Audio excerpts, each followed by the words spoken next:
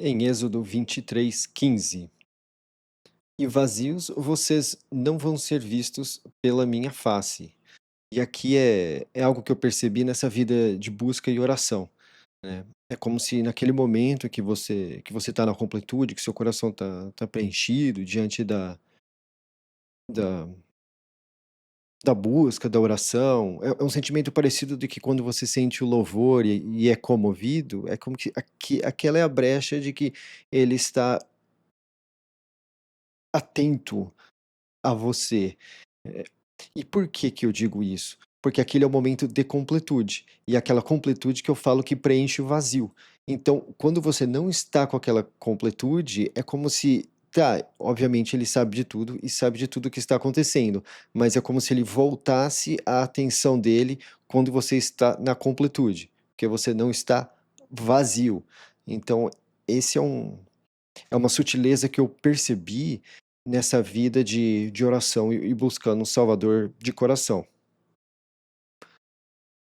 E na festa da colheita, dos primeiros frutos do seu trabalho, do que você semear no campo. E na festa da coleta, na saída do ano, quando você coletar o seu trabalho do campo.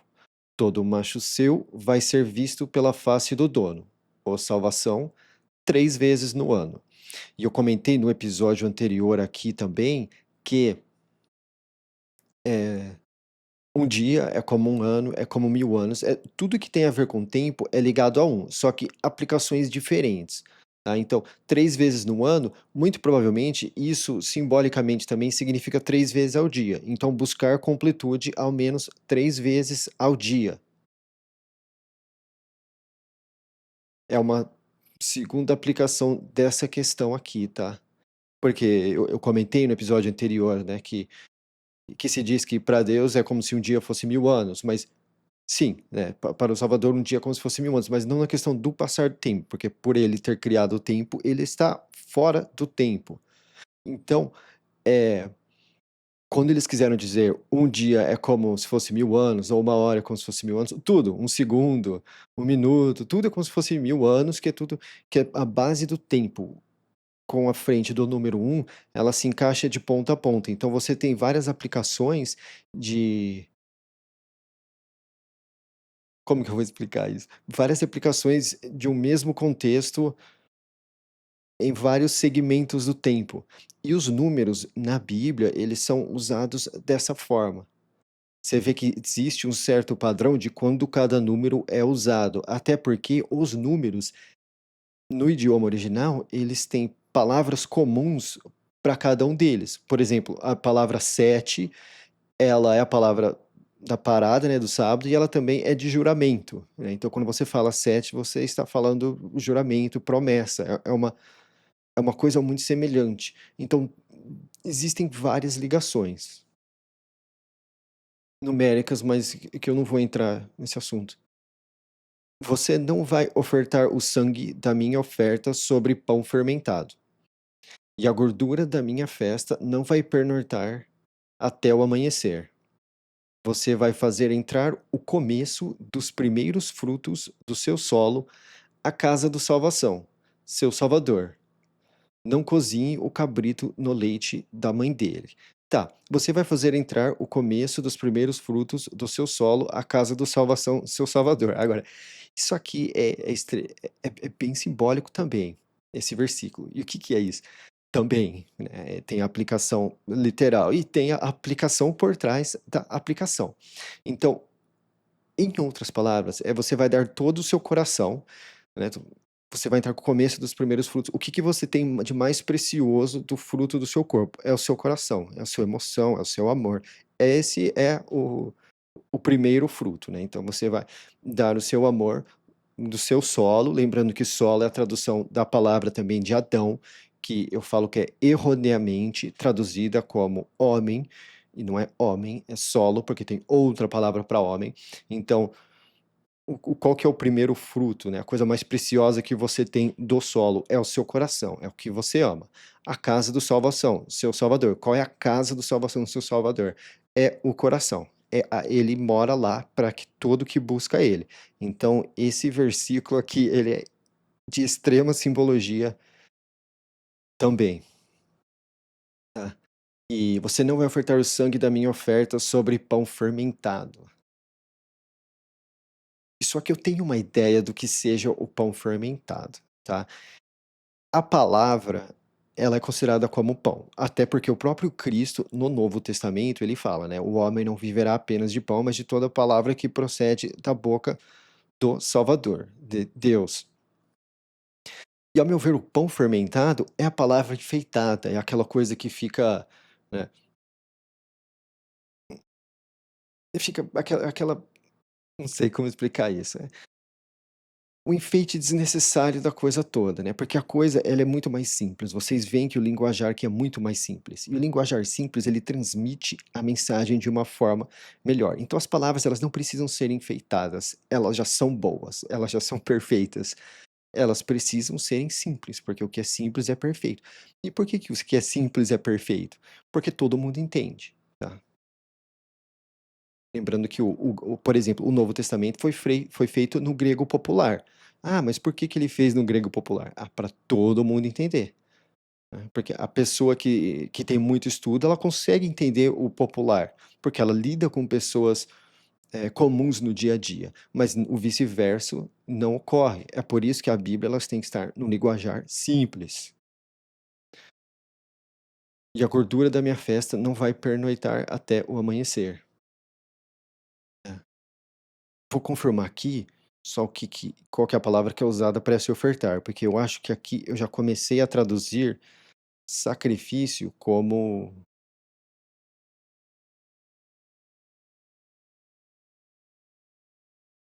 Bom, não está carregando aqui. Bom, vou continuar então. Veja, eu envio um informante à sua frente. Essa palavra informante é a palavra anjos, tá? Que eu falo que apareceu. É oferta aqui mesmo, tá? Veja, eu envio o informante à sua frente. Essa palavra informante aqui é a palavra anjos, que eu falo que o grego traduz melhor como informante. É da onde nós tiramos a palavra evangelho. Evangelho, né, eles falam que significa boa mensagem, mas na verdade é boa informação, porque qualquer coisa é mensagem. Agora, uma informação é uma coisa produtiva e uma boa informação tem uma ligação com o fato de informar e também de ser boa e verdadeira. Uma boa informação é uma informação que é verdade. Então, com boa informação, nós temos esse duplo sentido, que é algo bom e algo real. Então, e essa palavra informação, que é angelo, que é da onde nós tiramos angélio dessa palavra toda, é isso, é informação. Dizem que é mensagem, mas pela forma que é usado essa palavra e o verbo dela, é mais provável que seja o verbo informar, informante. Então, eu poderia ter deixado. No hebraico, ela parece ser tarefador, tá? Porque ela tem uma certa ligação com a palavra tarefa. Mas assim, ou eu pendia para o grego ou eu pendia para o hebraico. E por mais que aqui de fato é o hebraico, eu sinto que eu não consegui escolher uma forma através do hebraico de explicar essa palavra. Agora, informante eu consigo. Eu fiz algo parecido com sacerdote, que eu traduzo como purificador, por questão funcional e por questão do grego. Então eu acabei deixando Ângelo informante. Que aqui, na verdade, é Malek. Deixa eu ver como que está.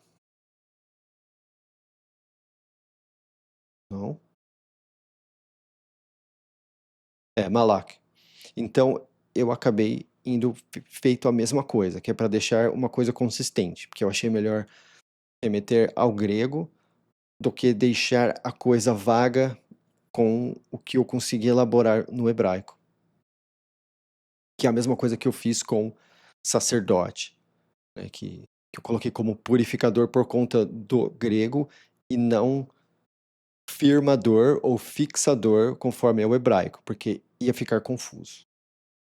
E a função dele é informar aqui, e assim, e a dos purificadores sacerdotes também, a função deles é purificar. É a representação que eles fazem por todas as culturas, então eu acabei deixando pela forma que os apóstolos do Novo Testamento falaram e não o antigo aqui. Mas tem palavras do hebraico que eu faço isso no grego também. Tem palavra do grego que tem um encaixe melhor do ponto de vista da tradução do hebraico que eu encaixo para lá. Então, eu faço isso, eu faço consistentemente essa negociação. O que vai passar a mensagem de uma forma mais explicativa, né? A versão do grego ou a versão do hebraico dessa mesma palavra, onde elas se conectam. Aí eu vejo o que faz mais sentido para o português e trago. E aqui, o que eu acho que é isso também? Um informante. O maior de todos os informantes é Jesus, salvação, Cristo, tá? Então, é, aqui quando diz, muitos né, especialistas e analisadores falam que estaria enviando ele. Ao meu ver, é um duplo sentido, tá? Porque vamos lembrar que o Salvador, salvação, ele vive no coração de todo que busca. Então, ao meu ver, isso aqui, sim, é de fato, só que da forma que ele fala que ele faz, que é entrando no coração da pessoa. Então, não se pode dizer que era o. Não se pode dizer nem que era, nem que não era, por conta de o que o Cristo fala lá na frente, aquilo que o Salvador juntar, que ninguém separe. Então, não serão por todos os fins diante da palavra, aqui de fato era Salvador, salvação. Veja, eu envio um informante à sua frente, para prestarem atenção em você no caminho e para fazer você entrar no lugar que preparei. Então aqui nós também temos o. Assim, várias pessoas falam, né? Ah, isso aqui ele estava querendo dizer do. Né, que ele está preparando um lugar para você na vida eterna. E outra pessoa fala assim, não, ele está falando da terra prometida. Aí outras pessoas falam: "Não, ele está falando que ele está preparando um coração para você". E eu falo não para esses todos, eu falo que é os 3, tá. Ao decorrer do bom livro, nós vemos que as coisas elas têm várias aplicações. Elas têm as aplicações físicas das coisas que de fato aconteceram, as aplicações, que eu falo que além das explicações, que são aplicações proféticas e que também tem a ver com as aplicações espirituais, que inspiradas. Então, ao meu ver, e tem muitas frases que são dessa forma, que você vê que ela se encaixa em todos os sentidos, com apenas uma frase, né. E isso, ao meu ver, é mais precioso ainda, porque demonstra que ele consegue, com uma frase, comunicar 3 coisas, né. Então, assim, por exemplo, quando um fala: "Não, aqui ele está falando disso por conta daquilo", eu falo: "Não, isso por conta", não, está falando isso por conta de todas essas, desde que todas essas sejam retas diante do livro, né, diante da mensagem geral, diante do que é de fato e não são refutadas em outros lugares da palavra. Aí sim faz sentido.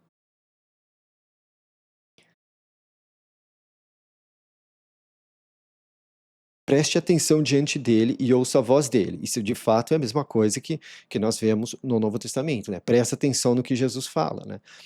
Essa é aquela palavra que eu falo que ela é comumente traduzida como guarde, né, guarde diante dele, né, mas é usado preste atenção, tá.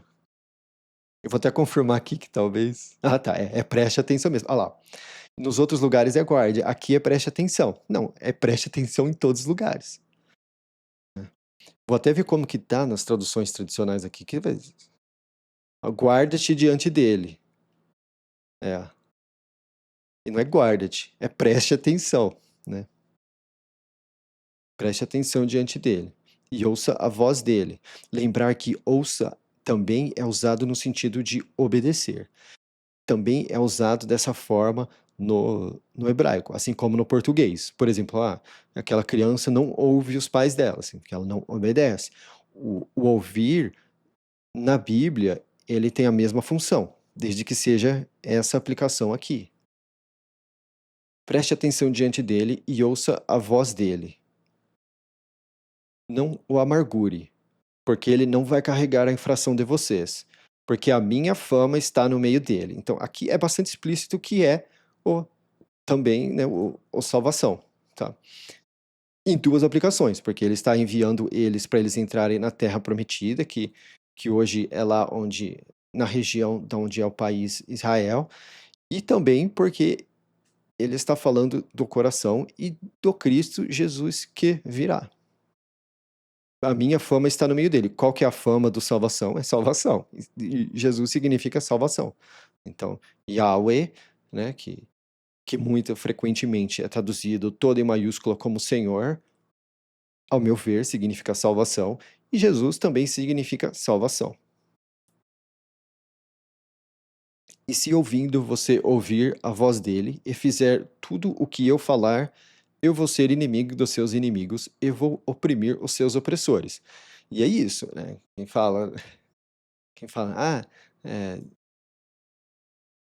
Deus vai fazer as coisas para mim. Ó, se você ouvir a voz dele e fizer tudo o que ele falar, sim. Senão, você é inimigo, adversário dele, tá?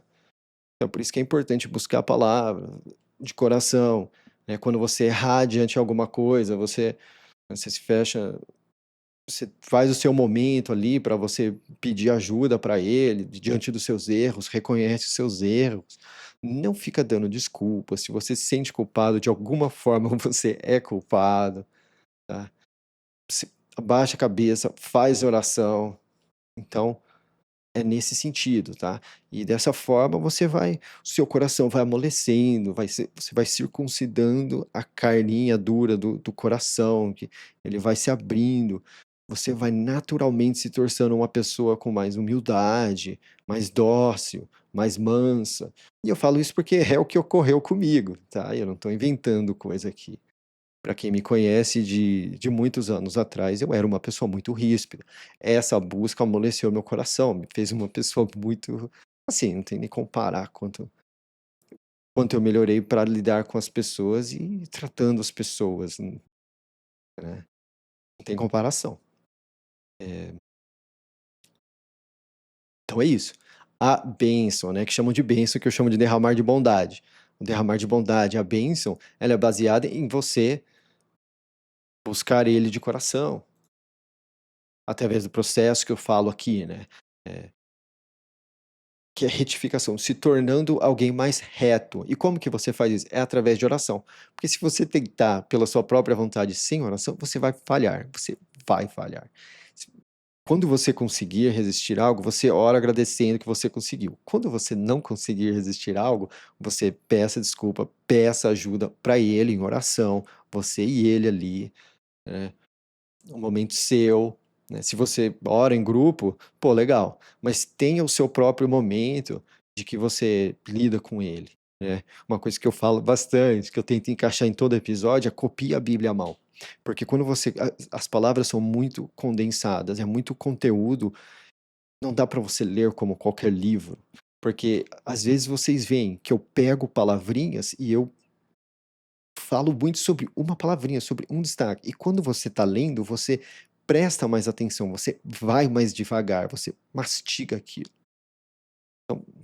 Deixa uma folhinha ali, um lapisinho, e você, quando tiver um tempinho, tiver esperando alguém chegar, ou tiver esperando para sair, ou tiver esperando alguma coisa, dá uma copiadinha.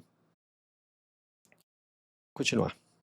Porque o meu informante vai à sua frente, e vai você chegar ao do falador. Falador é um dos povos, tá? De Israel. Ao do terror também. Esqueci de colorir aqui pra gente. Ao do aldeão, ao do baixo, baixa Canaã, invasor é os filisteus, que nós chamamos palestinos, tá? O povo palestino hoje, a tradução da palavra do nome deles é invasores, tá? É engraçado porque é isso que eles têm estado na notícia recentemente, tá? E eu falo que coincidência não é, tá? E assim, do ponto de vista do Salvador, se eles são invasores, você invade um lugar que não necessariamente, né, você está, né, ou, né, tô sendo leve aqui. Então, assim, eles se chamam de invasores, e todos chamam ele de palestinos, invasores, então, quem sou eu para dizer o contrário? Se até o Bom Livro traduz eles como invasores. É, não só o Bom Livro, mas esse povo mesmo é conhecido, até mesmo pelas Nações Unidas, como palestinos, e a palavra palestino significa invasor. Então, não sou eu dizendo, sou eu trazendo à tona o significado da palavra. E aqui, ó. Então, por exemplo, aqui de fato está falando do Cristo. Isso é indiscutivelmente. Preste atenção diante dele e ouça a voz dele, não amargure, porque ele não vai carregar a infração de vocês. Porque a minha fama está nele. Qual que é a fama dele? Salvação. Se ouvindo você ouvir a voz dele e fizer tudo que eu falar, eu vou ser inimigo. E quem que leva eles para a terra prometida? Porque não é Moisés que leva, não é Moisés o tirado que leva eles. É quem? É Josué, que é a versão do Antigo Testamento do nome salvação. Então, assim, é salvação o significado, né? Que é o significado de Jesus também. Eu acabo abreviando para simplesmente salvação. Então, é, então, o nome dele é literalmente o que leva eles à terra prometida. Aqui nessa época é literalmente Jesus, salvação. E então aqui, ó, você vê que acontece um jogo de palavras. Aqui ele está falando, né, dos dois salvação, do salvação do Novo Testamento e do salvação do Antigo Testamento, eles entrando na terra prometida. Então aqui você pode, é aquilo que eu falei, tem dois encaixes, porque o que muitos especialistas falam, pô, mas aqui ele não está falando de Jesus, porque esse aqui não foi Jesus, quem fez isso aqui naquela época foi Josué, então não está falando de Josué, mas aqui é muito óbvio que é, né? Então o que que é na verdade? É os dois. E o que que dá a entender mais ainda? O que é isso tudo, que é uma aplicação além ainda, é que os dois têm o mesmo nome. Ao meu ver, né, é aquilo que o Cristo fala, né? Para quem buscar, para quem tiver no. É o que ele quer dizer. Para aquele que busca, eu e o Pai vamos fazer moradia dentro dele. Então, ao meu ver, isso aqui é o salvação, o Filho, o grande Filho do Salvador, o coração do salvação, então era o salvação do Novo Testamento, no coração do Antigo Testamento, do salvação do Novo Testamento no coração do salvação do Antigo Testamento, fazendo essa galera toda entrar nessa terra. Então aqui nós temos duas aplicações para uma coisa só, que acontece aqui e acontece ao decorrer da história, tá? E vai acontecer no fim dos dias. Não se curve aos salvadores deles, tá? Esse aqui é a palavra Deus, tá? Não se curve aos salvadores deles, não sirva a eles e não faça conforme os feitos deles. Que é aquilo que eu falo, né? Que no primeiro episódio eu entro a fundo do porquê eu chamo a palavra Salvador, Deus, de Salvador. Porque ela está traduzida. Não sirva a eles e não faça conforme os feitos deles, mas derrubar você vai derrubar eles, e quebrar vai quebrar as colunas deles. Então aqui é. E por quê? Ah, pô, por que que eles têm que entrar lá e quebrar tudo? Deixa as coisas lá. Não. Porque ao fazer isso, não se sabe mais da onde está vindo a prosperidade. Se está vindo do verdadeiro Salvador, que é salvação, ou se está vindo daquelas estátuas lá, né? E hoje nós temos esses costumes, né? As pessoas tratam, né, uma camiseta da sorte como algo salvador, né? Ah, vou vestir essa camiseta porque sempre que eu visto essa camiseta eu estou salvo de coisa ruim, né? Ou alguma imagem, mas essas coisas são paradas lá, são coisas que não pensam, não agem, não tem nada a ver, tá? Aqui, ó. Vocês vão servir ao salvação, salvador de vocês. E é engraçado, porque quem leva eles para dentro daquela terra é salvação. É o nome dele, é salvação. Salvador de vocês. Então ele vai derramar bondade no seu pão e nas suas águas. É, derramar bondade aqui é a palavra bênção, tá? Aqui eu traduzo a palavra bênção como derramar de bondade. Porque conforme eu já falei algumas vezes, a palavra bênção, ela você não consegue. Por exemplo, hoje é se usado muito a palavra abençoar simplesmente para alguém ir lá e fazer um gesto com a mão. Mas é uma coisa muito mais profunda que isso, é uma coisa sincera, é um derramar de bondade. É a forma do abençoar é ajoelhado? Sim. Inclusive, a palavra joelho e a palavra abençoar é a mesma. Joelho, abençoar e derramar bondade.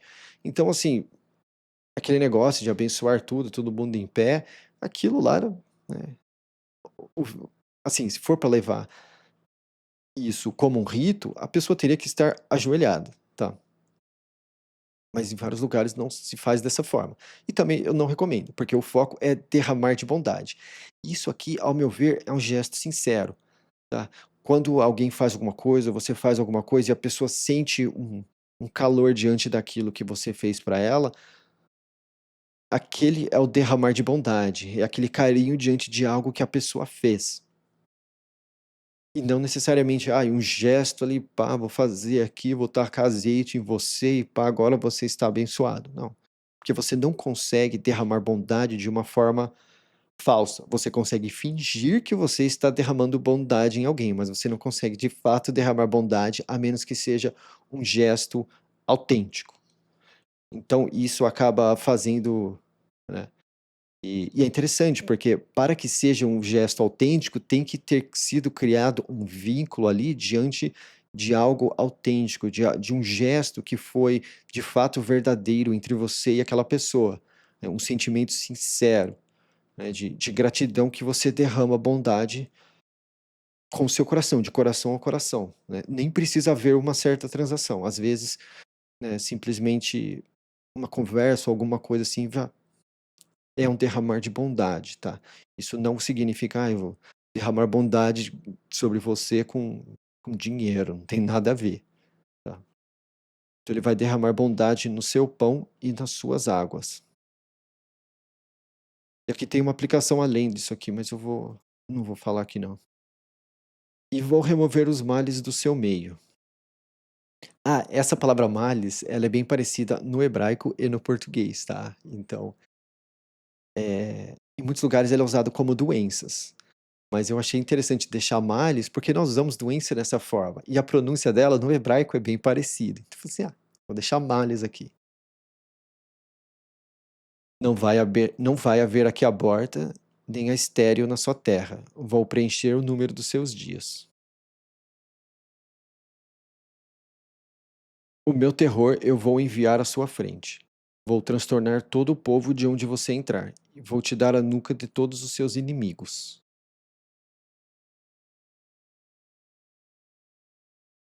Vou enviar o golpeador à sua frente.